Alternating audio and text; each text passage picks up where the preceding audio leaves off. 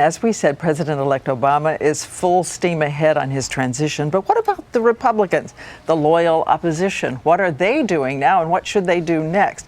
A lot of questions this morning for Bill O'Reilly, Fox News anchor and author of the New York Times bestseller, Bold, Fresh Piece of Humanity. Joining us now. It's good to have you. Thank you, Diane. How are you? I'm the same, unfortunately. The same? Yeah, that's just it, you know. All right. I'll take same. I'll take same. Same can be good.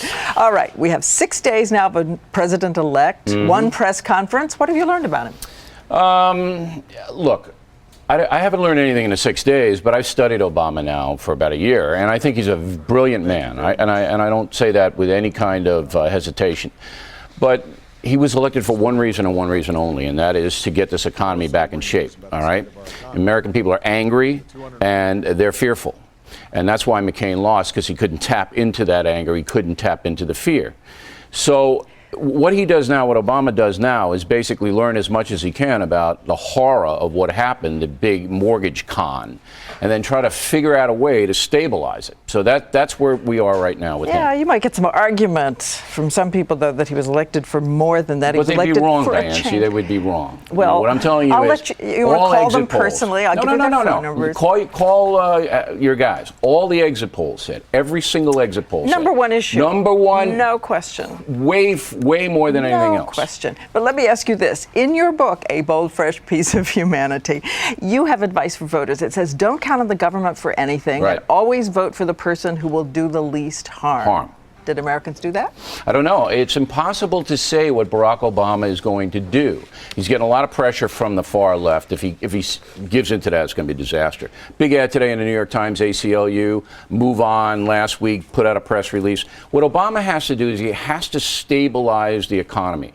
And he can't be an ideologue. He has to use conservatives to do it, liberals to do it. He's got to come up with a formula to stop the bleeding. And so I don't know what he's going to do, but this is far more important than anything else right now. All right, let me ask you about the Republicans, because there were some pretty stunning statistics coming out of those exit polling and the polling in general, the election in general. There are no Republican African Americans in Congress. There are 2 Hispanics, down from 3. There are 2 Hispanic Republicans in Congress. No New Englander. John McCain's vote was 90% white. Who did this, and where does this leave the Republican Party? Do you know? The head of the RNC. Yeah, Republican National Committee. Right now. I don't know. You don't know. Nobody knows. There's your answer, Diane. Nobody knows. It could be a guy named Ziggy. We don't know who it is. There's no leadership, okay?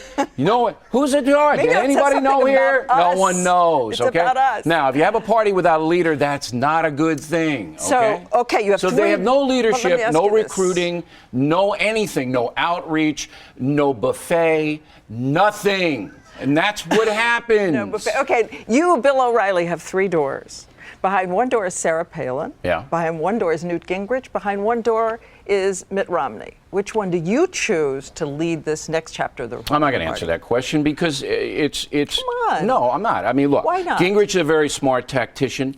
Romney is the most well-accepted politician. I don't know Sarah Palin. I simply don't know who she is. I feel bad for her for what she went through, but I just don't know.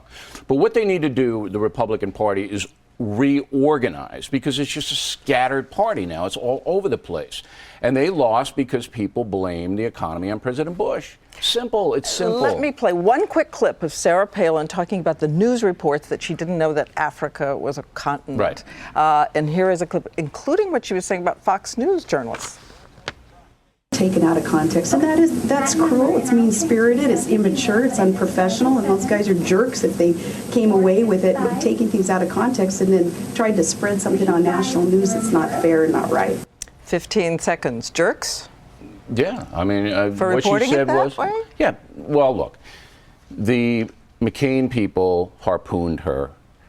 From what we understand, she made a misstatement in a mock debate, and they looked at and they said she doesn't know where Africa is. We broke that story on A Factor. I'm sure you watch every night, so you know that. It was a legitimate story, but it's bunk. I know you got to go, Diane. I understand. I've got to go. You have to go. I understand that. To Mr. Duncan, head of the RNC, we are so apologetic.